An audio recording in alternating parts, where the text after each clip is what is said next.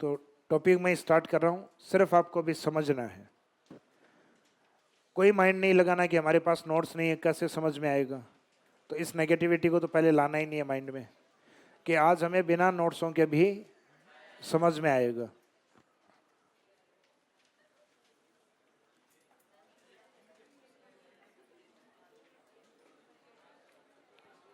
Topic क्या है? पर्यटन, टूरिज्म। आपके आपके जो टॉपिक दिया हुआ है वो सिर्फ ये दिया हुआ है, टूरिज्म लोकेशन या टूरिज्म साइट दिया हुआ है, सिर्फ इतना ही लिखा हुआ है। इसका मीनिंग पर्यटन स्थल है। तो पर्यटन स्थल आपको जितने भी राजस्थान भूगोल करवा रहा हूं मैं, ये पर्यटन ही है। राजस्थान में मैं अभ्यारण्य करवाऊंगा, वो पर्यटन स्थल है। राष्ट्रीय उद्यान करवाऊंगा, वो पर्यटन स्थल है। राजस्थान की जो झीलें हो गई हैं वो पर्यटन स्थल हैं। राजस्थान के कुछ प्रमुख बांध हैं जो पर्यटन स्थल हैं, जैसे बिसलपुर, राजस्थान का मिनी गोवा। तो राजस्थान के अंदर इस प्रकार के कुछ जलप्रपात हैं, जैसे चूलिया जलप्रपात, ये राजस्थान के लिए टूरिज्म पॉइंट है। राजस्थान की कुछ नदियां हैं, उनमें वाटर सफारी जैसे चंबल, वो राजस्थान के लिए अपने आप में क्या है? टूरिज्म है। राजस्थान में पहाड़ियाँ करवाई हैं वो राजस्थान में मुख्य हिल स्टेशन के रूप में या रोपवे वाले पॉइंट हैं, वहाँ रोपवे बने हुए हैं, जैसे जालोर में, उदयपुर में, अजमेर में, जयपुर में सामौद बालाजी। उनकी चर्चा यहाँ पे भी करेंगे हालांकि अपन। तो ये ज्योग्राफी में जितने भी टॉपिक हैं ये वास्तव में टूरिज्म का ही पार्ट है। जितनी आर्ट और कल्चर आप पढ़ोगे और राजस्थान की हिस्ट्री जितनी पढ़ोगे वो पूरा टूरिज्म है। राजस्थान आमेर पढ़ रहे हो तो आमेर टूरिज्म पॉइंट है। जोधपुर का किला पढ़ रहे हो तो टूरिज्म पॉइंट है। राजस्थान में कोई मंदिर पढ़ रहे हो तो वो टूरिज्म पॉइंट है, बड़ा मंदिर पढ़ रहे हो। राजस्थान में कोई प्राचीन सभ्यता स्थल पढ़ रहे हो तो वो टूरिज्म पॉइंट है। तो इसका मीनिंग टूरिज्म पॉइंट अपने आप में या टूरिज्म स्थल अपने आप में बहुत बड़ा टॉपिक है। पूरी राजस्थान की ज्योग्राफी इसमें शामिल होती है, पूरी राजस्थान की हिस्ट्री इसमें शामिल होती है और पूरी राजस्थान की कल्चर इसमें शामिल होती है। तो इस टॉपिक को अगर हम 10 पन्नों में, 5 पन्नों में देके आपको अगर करवाएं तो ये आपके साथ एक धोखा है वैसे तो। और आपको पूरी राजस्थान भूगोल पढ़ा दी जाए, हिस्ट्री पढ़ा दी जाए, कल्चर पढ़ा दी जाए और उसके बाद अगर हम इस टॉपिक को छोड़ दें तो ये आपके साथ सही न्याय है। मैं करवाऊंगा, टॉपिक तो करवाऊंगा। तो इसका मीनिंग यह है कि इस टॉपिक को केवल इस टॉपिक के अंदर पूरा कर लिया जाए यह असंभव है। इस बात का मीनिंग ये था कि इसका मीनिंग इस टॉपिक का जो कॉन्सेप्ट है वो काफ़ी ज़्यादा ब्रॉड है। आपको पता लगेगा, निम्नलिखित टूरिज्म स्थलों को मैच करो, उसमें लिखा हुआ है रामगढ़ क्रेटर झील, तो मैं यहाँ लिखवाऊंगा ही नहीं, इस पर्यटन टॉपिक में लिखवाऊंगा ही नहीं रामगढ़ क्रेटर झील। तो वो आपको झीलों में करवाई हुई, आप तुरंत मैच कर दोगे 12। फिर आपको लगेगा सर ने ये झीलों में करवाई थी जो पर्यटन में आ गई। तो मैं भी आपको यही बता रहा हूँ कि पर्यटन में जितने भी स्थल हैं वो या तो भौगोलिक होते हैं या ऐतिहासिक स्थल होते हैं या सांस्कृतिक स्थल होते हैं। सांस्कृतिक स्थल यानी कोई मंदिर है, कोई दरगाह है, कोई मेला है, वो सांस्कृतिक स्थल है। ऐतिहासिक है, कोई दुर्ग है, कोई किला है, कोई महल है या कोई पुरातात्विक स्थल है, ऐतिहासिक है। कोई अभ्यारण्य है, कोई झील है, कोई जलप्रपात है, कोई नदी है और कोई राष्ट्रीय उद्यान है, अगर ये स्थल हैं तो भौगोलिक स्थल है। आपको ये तो समझ में आता होगा टॉपिक का नाम आते ही कि ये कौन सा टॉपिक है। मैं ये कहूँ कि राजस्थान के अंदर केवलादेव अभ्यारण्य स्थित है तो ये समझ में तो आता है कि भूगोल का स्थान पूछा है। अगर आपसे पूछे राजस्थान में आयड सभ्यता या गिलुंड सभ्यता का संबंध कहाँ से है, तो आप बता दोगे कि आयड तो उदयपुर में और गिलुंड राजसमंद में। तो ये तो पता चलेगा कि ऐतिहासिक स्थल है। पूछा जाए कि राजस्थान के अंदर मुख्यतः जो मेलों के नाम जैसे पूछ लिया जाए, चंद्रभागा महोत्सव कहाँ आयोजित होता है, तो चंद्रभागा महोत्सव या मेला है वो झालावाड़ में आयोजित होता है। तो आपको ये तो पता चलता है कि ये मेला हमने कल्चर में पढ़ा था। भाई मेले पार्ट किसके होते हैं? अपने कल्चर के पार्ट होते हैं। तो इसका मीनिंग है ये काफ़ी ब्रॉड होगा, इस पार्ट को हम छोड़ेंगे इस टॉपिक में। बाकी सारा इस पार्ट में कवर करेंगे पर्यटन वाले में। भाई कल्चर होगी तो सही ना। अब कल्चर नहीं हुई उसके लिए ये तो है संभव है कि मैं पूरी कल्चर पढ़ा दूं कि ये लो कि मेले हो गए और ये हो गए, त्यौहार हो गए आपके, ये सब हो गए, आप पर्यटन कर लोगे आप। मीनिंग ये है, मैं इसलिए बोल रहा हूँ क्योंकि कल्चर भी करवाया जाएगा आपको। तो सारे ही सब्जेक्ट करवाए जा रहे हैं। तो जिस दिन पन्ने पकड़ाएंगे 10, 15, 20, 50, 100 पन्ने और देख देख के कल्चर। देखो ऐसी चीज़ें हैं जो हमारे आसपास है, कल्चर को हम जीते हैं। तो जैसे ही आप लोग सुनोगे कि पुष्कर मेला, पशु मेला, तो तुरंत कहोगे कि आप अजमेर, क्योंकि आप लोगों ने सुना है। और उस चीज़ को ये लेके चलोगे, अब कैसे याद होगा? नहीं याद होगा। फिर उस चीज़ को ये लेके चलो कि इसमें से मुझे क्या क्या आता है, अच्छा ये सुना हुआ, ये तो ठीक है, ये इम्पोर्टेंट नहीं है। तो जो आपको आता है वो कभी इम्पोर्टेंट होता भी नहीं है, वो तो हमें आता है, वो क्या इम्पोर्टेंट होगा? हमारे लिए वो लाइनें इंपॉर्टेंट होनी चाहिए जो हमने पहली बार सुनी हो, उनको अंडरलाइन किया करो कि अच्छा ये आने लायक लग रहा है।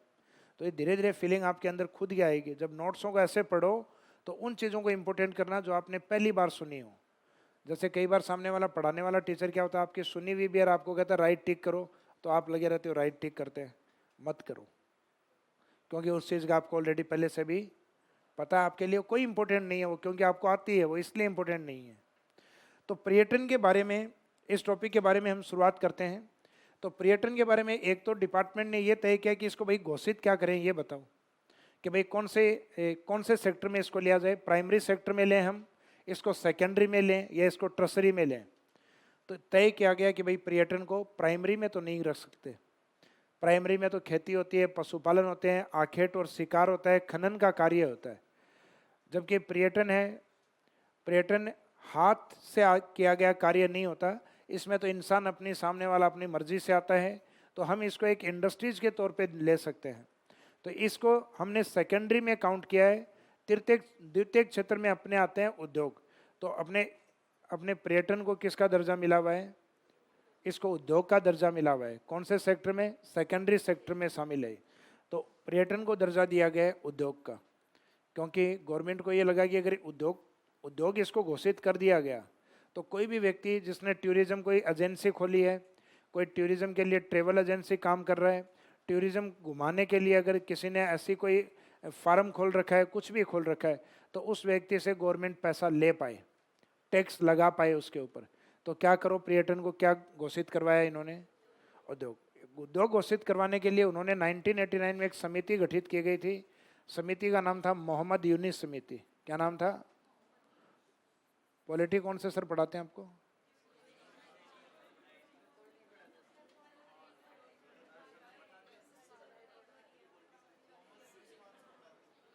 हाँ, यूनिस सर से कह रहे थे ना कि यूनिस सर से पढ़ेंगे हम। तो जो भी है सर, आए नहीं आए, पॉलिटी की जो डिमांड थी उन सर के नाम से एक समिति है। यूनिस सर का नाम याद है ना, पॉलिटी। तो आपको नाम याद रखना है मोहम्मद यूनुस। क्या नाम याद रखना है? मोहम्मद यूनिस को इस कमेटी का मेंबर बनाया, अध्यक्ष बनाया, और इन्होंने रिकमेंड किया कि हाँ ये उद्योग होना चाहिए। तो पर्यटन को उद्योग का दर्जा देने वाली समिति कौन सी थी? मोहम्मद यूनिस समिति। इसके द्वारा दर्जा कब दिया गया? दर्जा दिया गया 1989 में, 1989 के अंदर 1989 में इसको उद्योग का दर्जा मिल गया।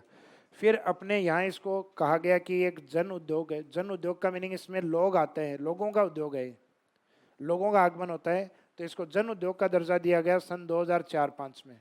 कब दिया गया? जन उद्योग का दर्जा कब दिया गया? 1989। कौन सी समिति? यूनुस समिति ने। तो मोहम्मद यूनुस समिति ने कब दिया? 1989 में। किसका दर्जा दिया? जबकि जन उद्योग का दर्जा कब मिला? 4-5 में। 4-5, 2004 और 5 में। जन उद्योग के बाद में कि हमारा जो राजस्थान है उसमें हर सिस्टम को चलाने के लिए हमने उसको एक निश्चित भाग में डिवाइड कर रखा है। हर सिस्टम, जैसे political system, education system, tourism system. तो राजस्थान में राजनीतिक व्यवस्था चलाने के लिए हमने राजस्थान को 33 जिले और 7 संभागों में बांट रखा है। कितने जिलों में? 33 जिले और 7 संभागों में। टूरिज्म ऐसा आपका एजुकेशन डिपार्टमेंट भी बटा हुआ है 9 संभागों में। आपके शिक्षा विभाग के कितने संभाग हैं? 9। राजस्थान के राजनीतिक संभाग कितने? 7। राजस्थान में पर्यटन संभाग है 4। पर्यटन संभाग है 4। इधर है जोधपुर, जोधपुर के नज़दीक है अजमेर। इधर है उदयपुर, उदयपुर के नज़दीक है कोटा। बाकियों को नहीं लेना। जोधपुर है, अजमेर है, जयपुर है, कोटा। राजस्थान के 4 पर्यटन संभाग हैं। तो राजस्थान में पर्यटन को कितने संभागों में है? पर्यटन संभाग कितने हैं? 4। समझ में आ गए? जोधपुर के पास अजमेर, उदयपुर के पास कोटा, ये 4 संभाग हैं।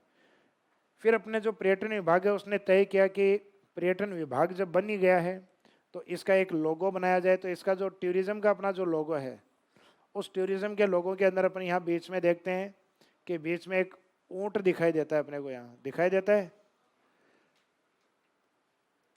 ये ऊंट इस पर्यटन लोगों के प्रतीक चिन्ह के रूप में काम में लिया गया है कि राजस्थान का जो पर्यटन लोगो है उसमें किस जीव को प्रतीकात्मक पशु के रूप में दर्शाया गया है। तो जो राजस्थान का राज्य पशु है उसको लिया गया। राज्य पशु वैसे दो हैं, एक चिंकारा भी है और एक ऊंट भी। चिंकारा वन्य जीव श्रेणी में और ऊंट है पशुधन श्रेणी में। कौन सी श्रेणी में? पशुधन के अंदर, क्योंकि चिंकारा हमारे घर में नहीं होता, जंगल में होता है, तो वन्य जीव। और ऊंट जंगल में नहीं होता, अपने घर में रहता है, तो इसका मीनिंग पशुधन श्रेणी में। तो राजस्थान के पर्यटन विभाग के लोगों में किस पशु को दर्शाया हुआ है? ऊंट। इस ऊंट को दर्शाने के बाद यहाँ एक लाइन लिखी हुई है, वो है इस पर्यटन विभाग का स्लोगन। क्या है वो स्लोगन? और स्लोगन है पधारो मारे देश, है ना। तो ये इसमें श वो देश वाला श नहीं आएगा, वो शंकर वाला नहीं आएगा, इसमें ये सांप वाला सा आएगा। पधारो मारे देश, लोकल लैंग्वेज में बोलते हैं ना। तो ये एक ऐसा शब्द है जिसका अपने मारवाड़ में दोनों मीनिंग है। जैसे मारवाड़ी जो व्यक्ति कोई आता है तो भी कहते हैं पधारो सा, और कोई जाता है तो भी कहते हैं पधारो सा।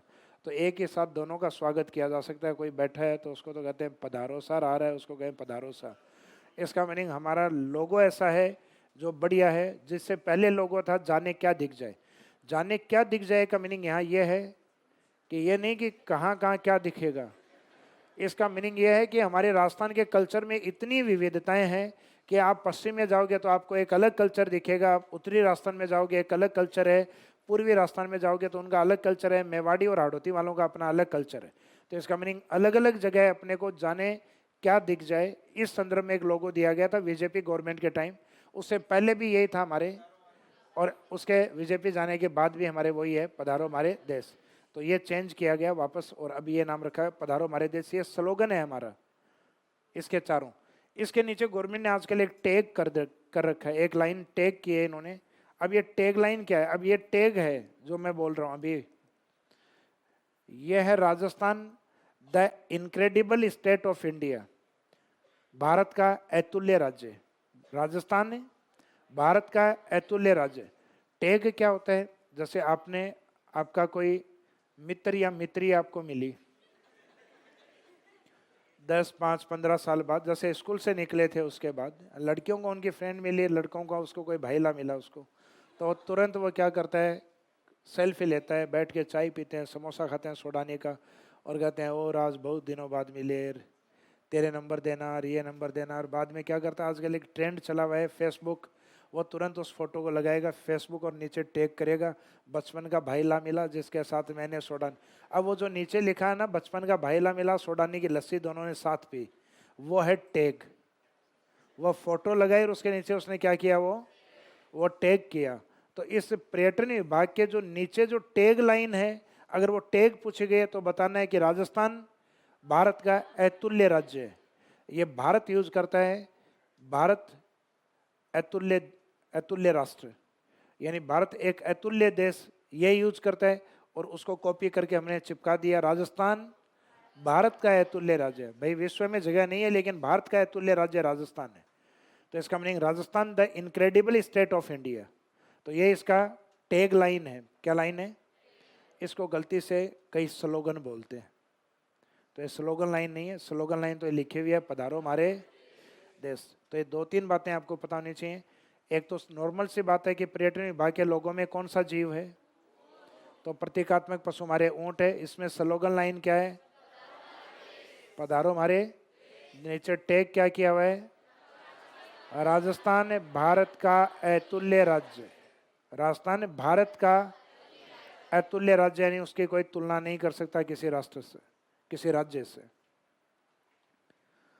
ये तो है पर्यटन की सामान्य बातें जो आपको याद हो गई। अब बात करेंगे अपन पर्यटन गणना की। पर्यटन गणना यानी उसके डेटा भी फिलहाल वर्तमान में क्या चल रहे हैं।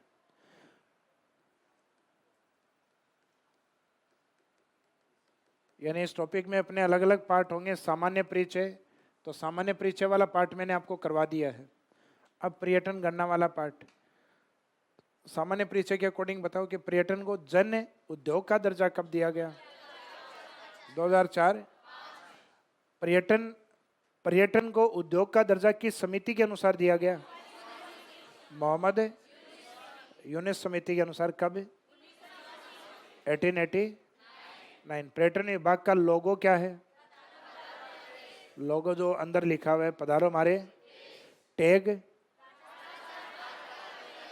राजस्थान भारत का अतुल्य राज्य। प्रतीकात्मक पशु, तो सामान्य सामान्य बातें आपको पता चल गई पर्यटन विभाग के। गणना की बात है अभी जो लेटेस्ट डेटा है उसके अकॉर्डिंग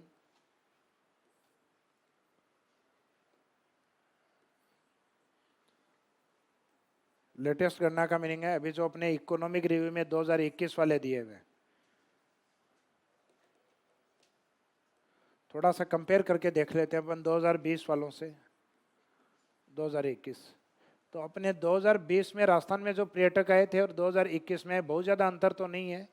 2020 में अपने 155.63 लाख पर्यटक आए थे, जबकि 2021 में अपने 220.24 लाख, यानी 85 लाख के आसपास बढ़ गए, 50-65 के आसपास बढ़ गए हैं। तो इसका मीनिंग पहले हमारे थे लगभग 455 लाख कोरोना से पहले। तो कोरोना के बाद में तो पर्यटन विभाग की धज्जियाँ उड़ी हुई हैं। तो इसका मीनिंग अब तो आधे भी नहीं है अपने पास। उस समय 400-450 लाख, 446 लाख के आसपास थे जब पढ़ाते थे कोरोना से पहले 2018-19 के आसपास। और अब 2021-22 में स्थिति है 1.5 लाख 2 लाख के आसपास। तो 20 में तो था 155 और अब हुए हैं 220। एक राउंड फिगर डेटा आपको याद होना चाहिए। पॉइंट में क्या आगे जाने तो आपके लिखा हुआ ये डिजिट आएगा 155 पॉइंट कुछ, ये एक ही आएगा। बाकी दूसरा आएगा वो 154 आ सकता है, 56 आ सकता है, 57 आ सकता है। 155 दो नहीं आएंगे, ये तय है। तो 155 लाख और एक दूसरा 220 लाख। जब 155 लाख की बात कर रहे हैं अपन, उस समय हमारे स्वदेशी स्वदेशी पर्यटक ज़्यादा आते हैं या विदेशी अधिक आते हैं हमारे यहाँ? वे तुम कितने जाते हो बाहर?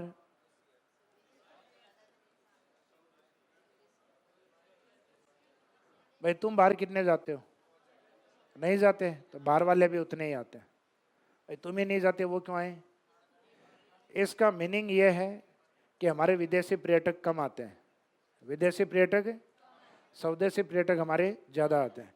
2020 में हमारे जो 155 लाख वाली स्थिति है उसमें हमारे वाले तो आए 151, जैसे कन्यादान लिखवाया है,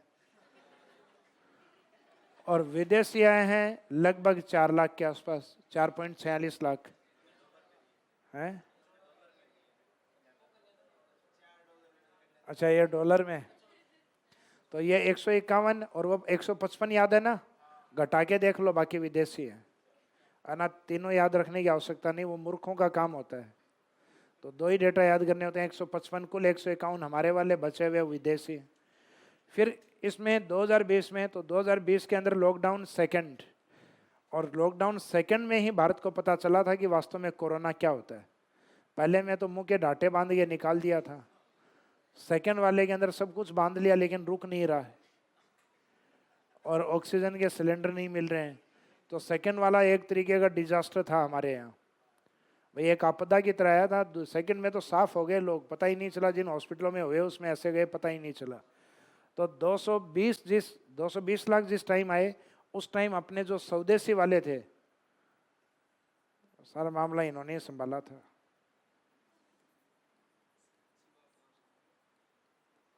थोड़ा सा और संभाल लेते तो विदेशी लिखना ही नहीं पड़ता। तो लगभग 220 लाख में से लगभग 220 लाख के आसपास यही थे हमारे, 219.89 के आसपास। विदेशी थे 0.35 लाख। तो 0.35 लाख का मीनिंग होता है 35,000। क्या होता है? तो ये 35,000 आए थे। और ऐसा पहली बार हुआ था कि पर्यटन में जब पर्यटक बढ़ता है तो स्वदेशी भी बढ़ता है और विदेशी भी बढ़ता है। टूरिज्म में जब कमी आती है तो स्वदेशी में भी कमी आती है और विदेशी में भी। पर्यटन में पहली बार देखा कि स्वदेशी तो बढ़ गए 151 से 219 और विदेशी घट गए। स्वदेशी जो बढ़े उनका परसेंटेज था 44-45%। कितना परसेंट? 44-45, 44.45%। और जो विदेशी कम हुए 45 का डबल कितना होता है?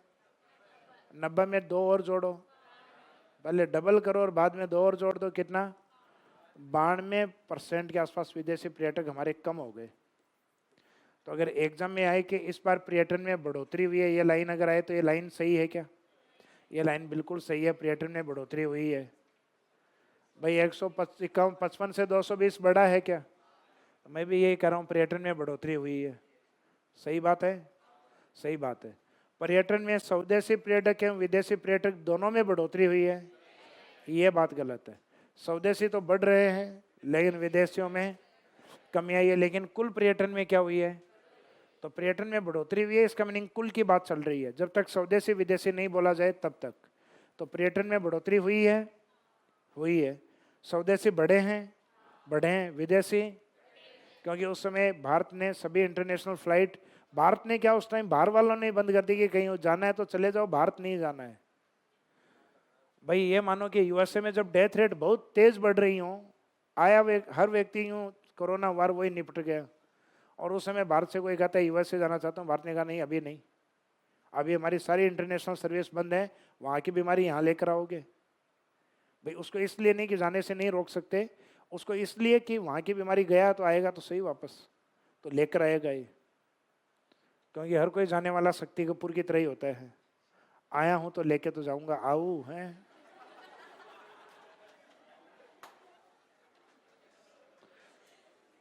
तो ये समझ में आ गया यहाँ तक?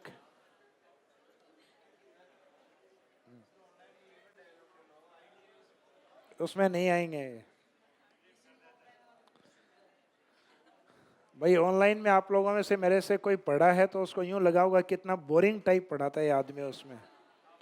देखो क्लासरूम में पूरी आप लोगों को स्माइल भी मिलेगी, ऑफलाइन का पैसा ज़्यादा है, स्माइल भी है, डायलॉग भी है ना, और फिजिकल प्रेजेंस भी है। वहाँ डिजिटल है, लेकिन डिजिटल में आपके कई कई चीज़ें आपके हाथ में हैं। जोर से बोल, धीरे बोल, रुक रुक के बोल, है वो वहाँ आपके हाथ में है ना, और यहाँ आपके हाथ में है। हाँ जी, यहाँ तक समझ में आया कुछ? तो अगर आपसे एक क्वेश्चन पूछा गया है कि वर्तमान में, वर्तमान का मीनिंग 2021 के डेटा हैं भी हमारे सामने, राजस्थान में वर्तमान में पर्यटन आगमन है 120, 220, 155 लाख, 255 लाख। तो कंफर्म मानिए वो दोनों डेटा देगा आपको, पिछले साल वाले भी देगा इस बार। तो पिछली बार 155 और इस बार 220 लाख, 220.24।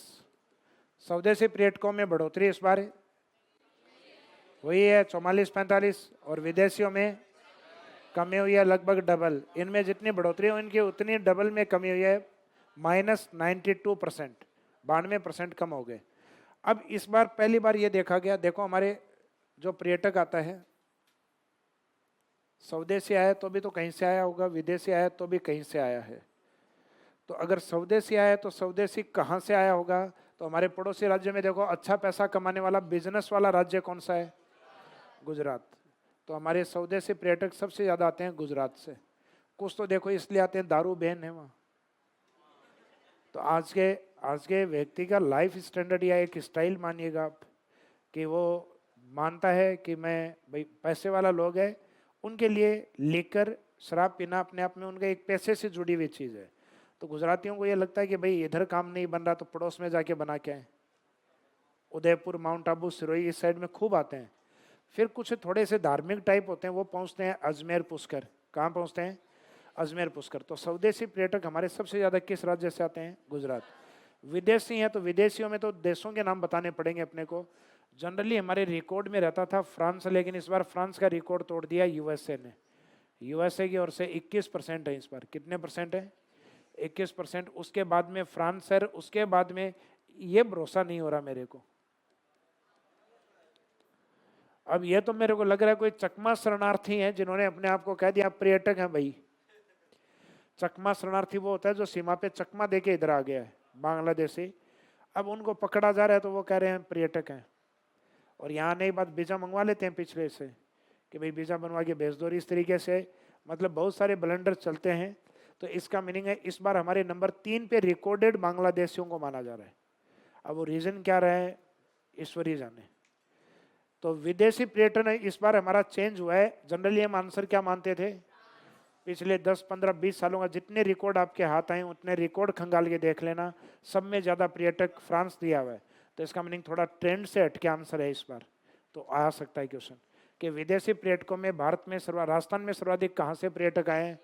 यूएसए से, संयुक्त राज्य अमेरिका से, उसके बाद में फ्रांस से, उसके बाद में। इसका मीनिंग हमारे पर्यटक आने का जो इस बार क्रम रहा है वो एक तो ये उत्तरी अमेरिका का जो ये पार्ट है उस वाले हिस्से से रहा है, उसके बाद में इस साइड में अपना जो यूरोप वाला पार्ट है वहाँ से रहा है फ्रांस, और उसके बाद में हमारा जो पड़ोसी हमसे जो अलग हुआ है वहाँ से रहा है बांग्लादेश।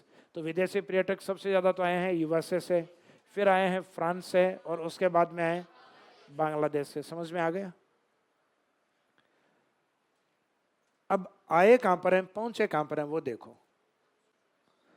राजस्थान में सबसे ज़्यादा स्वदेशी पर्यटक है, वो अपना जो स्थानीय पर्यटक है वो थोड़ा क्या धार्मिक टाइप का है, अपने धर्म से ज़्यादा जुड़े हुए रहते हैं।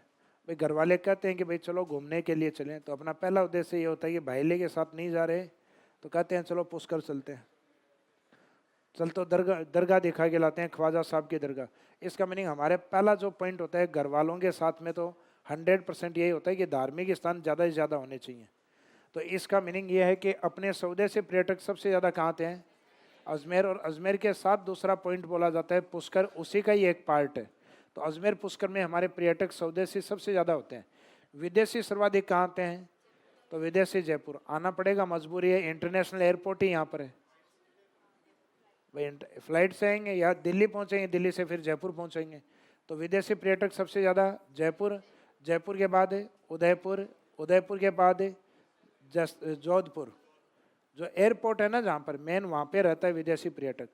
जयपुर पूर्वी राजस्थान का या राजस्थान का सबसे बड़ा इंटरनेशनल एयरपोर्ट के रूप में, फिर दक्षिणी राजस्थान में उदयपुर, पश्चिमी राजस्थान में। तो विदेशी पर्यटक आते हैं सर्वाधिक जयपुर, सेकेंड नंबर पे उदयपुर, नंबर 3 पे जोधपुर। स्वदेशी पर्यटक आते हैं सबसे ज़्यादा अजमेर, अजमेर के बाद पुष्कर, बाद में माउंट आबू। ये 3 प्रमुख लोकेशन होती हैं, 1-2 याद होनी चाहिए बस काफ़ी है। विदेशी पर्यटक किस देश से अधिक आते हैं? हाँ, अब ट्रेंड थोड़ा चेंज करूँ। विदेशी पर्यटक कहाँ से अधिक? यूएसए अमेरिका से, फिर फ्रांस से, फिर बांग्लादेश, जो विश्वास नहीं होगा अपने को। और सबसे ज़्यादा स्वदेशी पर्यटक किस राज्य से आते हैं? गुजरात। विदेशी वाले सबसे ज़्यादा कहाँ पहुँचेंगे? जयपुर, फिर उदयपुर, फिर यानी pink city, lake city and sun city, in cities में पहले पहुँचेंगे।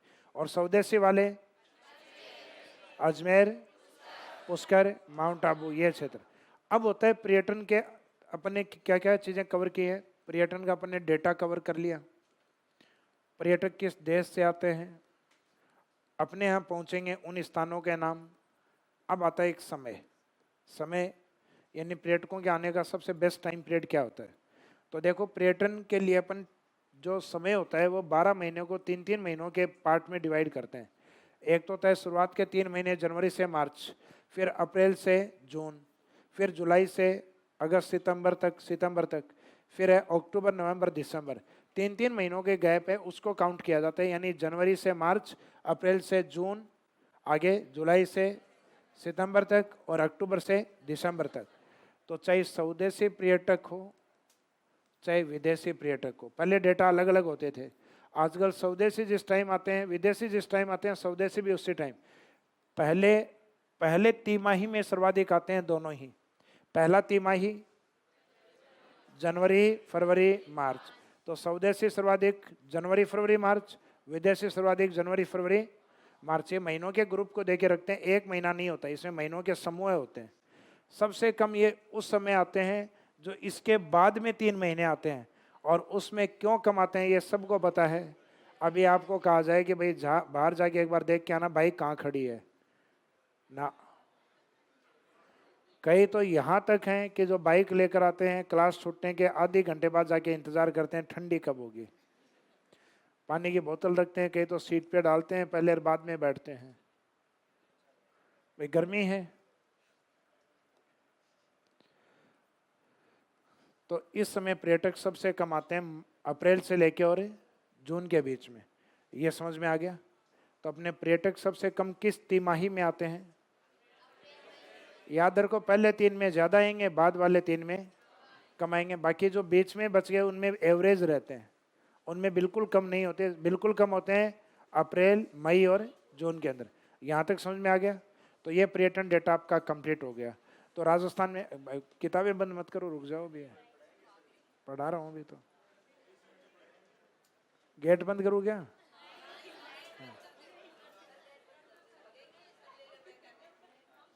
उसका भरोसा नहीं, आप लोग रॉकेट बने पड़े हो।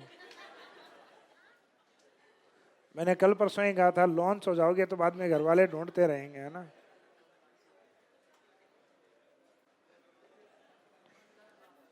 तो ये पर्यटन का डेटा है, इसमें एक बार बता दो मोटी मोटी बातें मेरे को।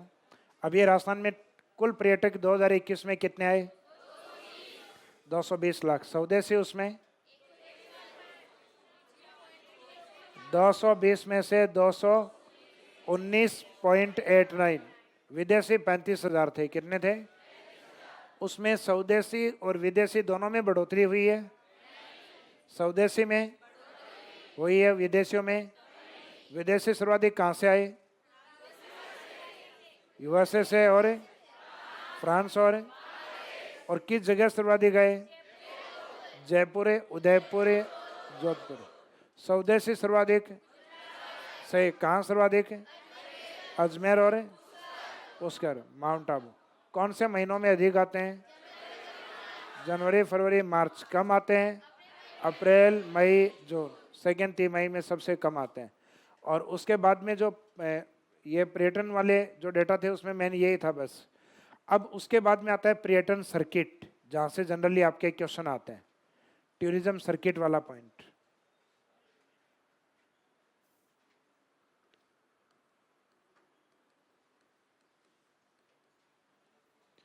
पर्यटन सर्किट देखो कई सारे होते हैं। एक तो होता है सामान्य सर्किट। सामान्य सर्किट के अलावा एक होता है अपने पुरातात्विक सर्किट।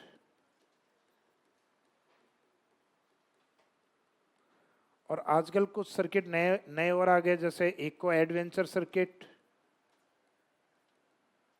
इको एडवेंचर सर्किट एक सर्किट है अपने। इको एडवेंचर के अलावा वाइल्ड लाइफ सर्किट, एक ट्राइबल सर्किट। आपको इतने सारे नहीं, आपको जो मेन मेन है वो बताऊंगा मैं, क्योंकि आपके सब काम के नहीं है। तो अनावश्यक बर्डन आप अपने माइंड पे ना तो लो और ना पढ़ने हैं आपको। क्वेश्चन आ गया राजस्थान में पर्यटन सर्किट कितने? तो इसका मीनिंग एग्जामिनर ने आपसे ये पूछा है सामान्य वाले, इनकी संख्या है 10। कितने हैं? पर्यटन संभाग कितने हैं? संभाग अलग थे, कौन कौन से?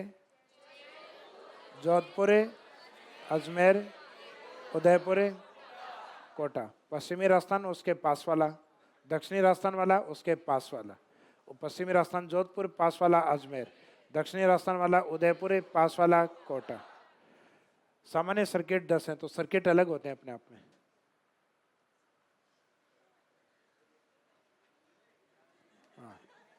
हाँ, अभी 4 बोले थे, 10। पुरातात्विक सर्किट, राजस्थान के 7 संभाग याद हैं? सातों के सातों वही हैं। बीकानेर पुरातात्विक सर्किट 1, जोधपुर पुरातात्विक 2, अजमेर पुरातात्विक 3, जयपुर पुरातात्विक 4, भरतपुर पुरातात्विक 5, उदयपुर पुरातात्विक 6 और कोटा पुरातात्विक 7। तो पुरातात्विक सर्किट कितने हैं? 7 संभागों के नाम ये पुरातात्विक हैं। तो पुरातात्विक सर्किट राजस्थान में, ये संभाग तो याद होंगे आपको राजस्थान के कौन कौन से हैं। ऑप्शन देख के तो निकाल ही लोगे। इको टूरिज्म सर्किट आपको याद नहीं करने, वाइल्ड लाइफ सर्किट आपको याद नहीं करने, ट्राइबल सर्किट ये अच्छा क्वेश्चन है क्योंकि पता लग भी सकता है नाम से ही। राजस्थान में मैंने माही बेसिन करवाया था आपको, कौन कौन से जिले थे? बांसवाड़ा, डूंगरपुर और उनका संभाग मुख्यालय और जोड़ देना उदयपुर। पहले इसमें सिरोही शामिल था, आजकल सिरोही को हटा के उदयपुर को शामिल कर लिया। तो ट्राइबल सर्किट में 4 जिले, माही बेसिन प्लस उदयपुर। तो ट्राइबल सर्किट में कितने जिले? यहाँ सर्किट नहीं होते, जिले होते हैं यहाँ। तो ट्राइबल सर्किट अपने आप में सर्किट का नाम ही है। तो ट्राइबल सर्किट में कितने जिले हैं? 4। और यहाँ पुरातात्विक सर्किट हैं, यह सर्किटों की संख्या कितनी है? 7 संभाग मुख्यालयों के नाम अपने आप में सर्किट। राजस्थान में सामान्य सर्किट कितने हैं? 10। अब ये सामान्य सर्किट समझ के चले जाओ, उसके बाद में अपन कल करेंगे। अब सामान्य सर्किट, अरे ये समझ के चले जाओ।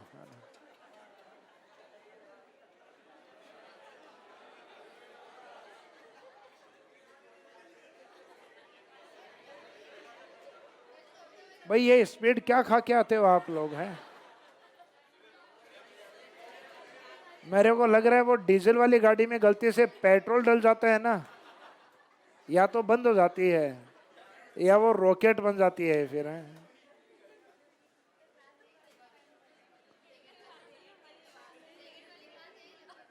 रेट वाली क्लास है भाई। देखो मेरी इच्छा तो ये होती है घर पे कौन जाए, ये मेरे लिए 2-4 बेड भी इधर ही लगवा दे। मेरी इच्छा सच में यही होती है ना। तो मैं, है ना, तो वो डिमांड है वो मैं सीमित ही पूरी कर सकता हूँ, और मेरी डिमांड भी वहाँ ऑफिस में सीमित ही पूरी होती है। समझ गए आप? अच्छे व्यक्ति हो आप लोग।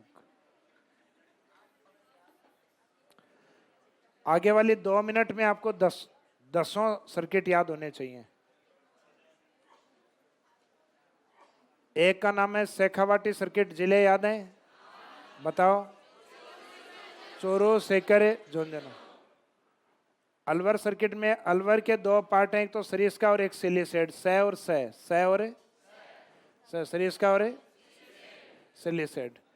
भरतपुर सर्किट है, खास बात है उसमें भरतपुर डीग को शामिल किया गया है और एक धौलपुर को शामिल किया गया है। इनमें समस्या आती है, नाम है भरतपुर सर्किट और शामिल है धौलपुर। तो ये ध्यान रखना कि पड़ोसी है। भरतपुर सर्किट में भरतपुर का डीग और धौलपुर जिले को शामिल किया गया है। अलवर में अलवर के ही हैं सैंड से, सरिस्का एंड सिलीसेड। शेखावाटी में तीनों, शेखावाटी, चूरू, सीकर, झुंझुनू, तीनों सर्किट समझ में आ गए। अब एक जिस जिले में आप बैठे हो इसको कहते हैं हम ढूंढाड़। ढूंढाड़ के अंदर 2 जिले लिए जाते हैं, एक तो जयपुर और एक इसके पूर्व वाला दौसा। दौसा में लेते हैं दौसा आभानेरी को। दौसा आभानेरी को जयपुर में, जयपुर का एक तो रामगढ़ एरिया, एक आमेर एरिया और एक सामोद बालाजी।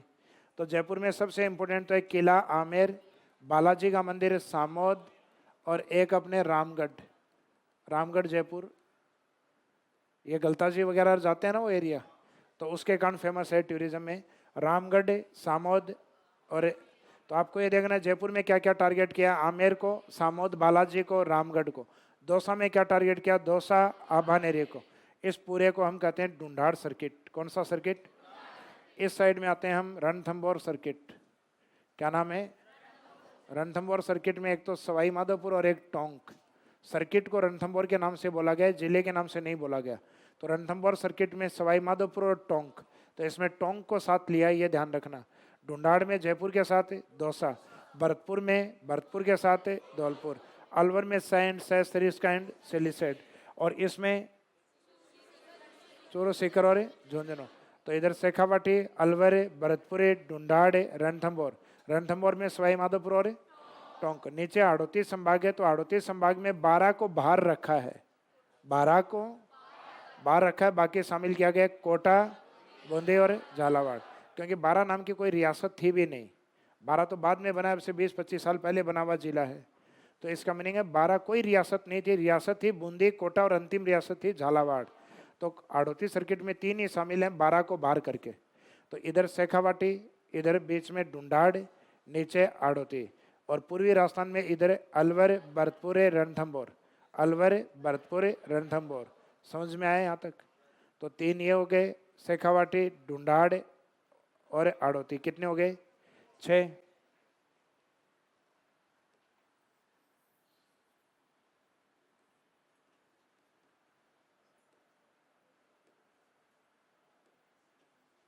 मेवाड़ सर्किट, मैं एंड मैं। मेवाड़ सर्किट, मेरवाड़ा सर्किट, मरु त्रिकोण सर्किट और माउंट आबू सर्किट। ये पूरा मैं वाला मामला इधर है। मरु त्रिकोण, mount Abu circuit, Mewar circuit और मेरवाड़ा। मेरवाड़ा में लेते हैं, इस सर्किट में मुख्यतः एक तो अजमेर कुब्बड़ पट्टी वाले एरिया को लेंगे, अजमेर और नागौर। अजमेर के साथ शामिल किया गया पुष्कर को, नागौर के साथ मीराबाई मेड़ता। तो अजमेर, पुष्कर, नागौर, मेड़ता, ये मेरवाड़ा सर्किट है आपका। मेवाड़ सर्किट में दो तो मुख्य बड़े जो जिले हैं उनको लिया गया है, उदयपुर और जहाँ राजवंश रहा है ना चित्तौड़, चित्तौड़ दुर्ग में शासन किया मेवाड़ ने, तो इसका मीनिंग उदयपुर और चित्तौड़। और एक राजसमंद की कुछ लोकेशन ली गई है, राजसमंद जिला मुख्यालय को नहीं लिया गया। एक तो राजसमंद का सबसे फेमस जगह है कोमलगढ़, धार्मिक तौर पे नाथ द्वारा। कौन सा? नाथ द्वारा। इसका मीनिंग है मेवाड़ के अंदर उदयपुर, चित्तौड़ और राजसमंद के 2 पॉइंट कुंभलगढ़ और नाथ द्वारा। माउंट आबू के अंदर एक तो लिया गया, माउंट आबू कहाँ स्थित है? सिरोही। एक इसके पास में जो रोपवे बना हुआ है जालोर, और एक पाली के रणकपुर मंदिर, पाली के रणकपुर मंदिर। तो मेवाड़ वाले में तो उस जगह को लिया था अपन ने कि मैं जब इसको देखता हूं तो सर की पगड़ी भी नीचे गिर जाती है। कोमलगढ़, कटारगढ़, अबुल फजल के कथन। और जब मैं यहाँ के खंभों को गिनने लगता हूँ तो मेरी गिनती ठीक बैठती नहीं है। पाली रणकपुर के मंदिर में जो स्तंभ लगे हुए हैं ना, खंभों की संख्या वो काफी ज्यादा है।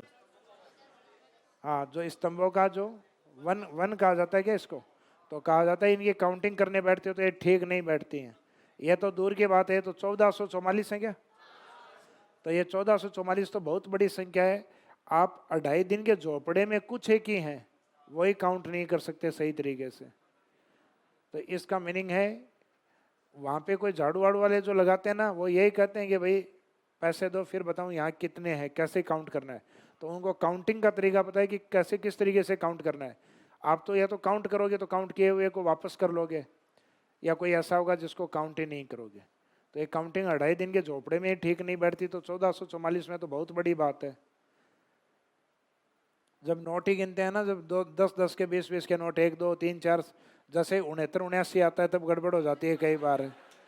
कई 69 81 82 83 है ना।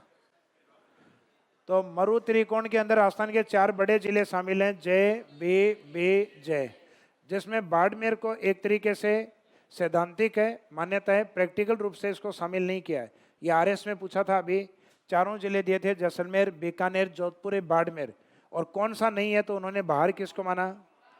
बाड़मेर। तो अपने को देखो मेन तो इसमें 3 लेके चलने हैं, लेकिन बाड़मेर को भी शामिल करना। लेकिन एग्जामिनर उन्हीं में से अगर बाड़मेर को बाहर करवाए, इन 4 में से अगर बाहर करवाए तो किसको बाहर करोगे? बाड़मेर। तो ये मरु त्रिकोण के पार्ट समझ में आ गए। और माउंट आबू में सिरोही, जालोर, पाली, रणकपुर। मेरवाड़ा सर्किट अजमेर, नागौर, अजमेर, पुष्कर, नागौर, मेड़ता। मेवाड़ सर्किट उदयपुर, चित्तौड़, राजसमंद की 2 जगह कुंभलगढ़ और नाथद्वारा। हाड़ौती के 3 जिले। तो आपके माइंड में मैप इस तरीके से चलना चाहिए, ऊपर इधर शेखावाटी, उसके बाद है ढूंढाड़, जयपुर दौसा, उसके बाद में हाड़ौती, 3 जिले। बाद में पूर्व वाले अलवर, भरतपुर, रणथंभौर। अलवर में सरिस्का और सिलीसेड, भरतपुर में डेग और धौलपुर, रणथंभौर में सवाई माधोपुर और टोंक। यहां तक समझ में आ गया। मेवाड़ में उदयपुर, चित्तौड़, कुंभलगढ़ और नाथद्वारा। माउंट आबू में सिरोही, जालोर, पाली, रणकपुर, पाली, रणकपुर। जैसलमेर, बीकानेर, बाड़मेर, जोधपुर, मरु त्रिकोण। कौन सा त्रिकोण? और राजस्थान के अंदर एक ऐसा त्रिकोण है जो राजस्थान के पर्यटन विभाग का भाग नहीं, वो इंडियन ज्योग्राफी, इंडियन पर्यटन का भाग है। और उसके अंदर अपना जयपुर है, दिल्ली, आगरा, इसको कहा जाता है गोल्डन ट्रायंगल, स्वर्णिम त्रिकोण। तो स्वर्णिम त्रिकोण का पार्ट है जयपुर, दिल्ली और देश में पर्यटन सबसे ज्यादा इसी में होता है।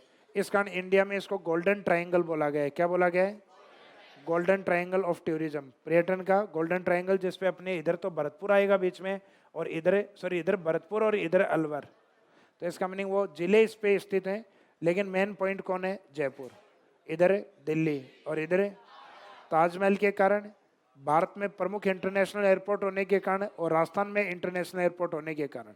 ये इस कारण ये 10 में काउंट नहीं होते, ये अलग काउंट होता है क्योंकि इसके पॉइंट हमारे पास नहीं है सारे, हमारे पास तो केवल जयपुर है। तो जयपुर तो ऑलरेडी हमने किस में काउंट कर रखा है, ढूंढाड़। तो राजस्थान में सामान्य पर्यटन सर्किट 10, पुरातात्विक 7, और ट्राइबल सर्किट में 4 जिले हैं। कितने हैं?